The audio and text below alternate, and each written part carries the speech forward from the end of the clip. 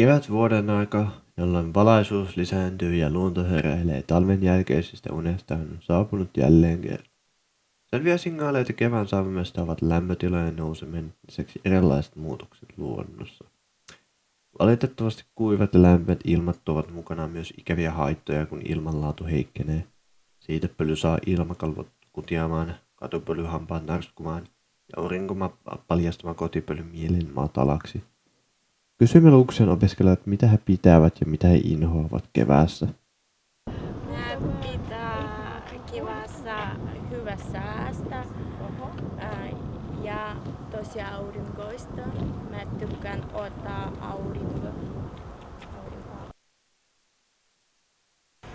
Keväässä mä tykkään siitä, että tulee lämmintä, että pian voi mennä jo uimaan. Ja luonto alkaa näyttää tosi paljon kauniimmalle, että alkaa puissa olla lehtiä ja kaikkea tällaista. Mun mielestä se on aika kiva homma.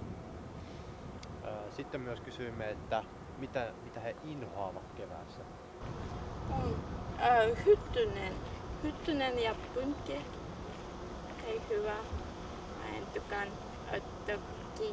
ötökistä.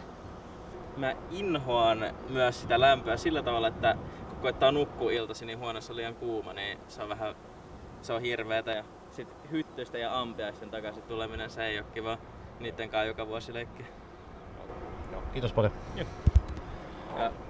Riippumatta siitä rakastatko tai vihaatko kevättä, on se luonnolle ja eläimille sen alku soittaa saapuvan kesän yltäkylläisyydelle.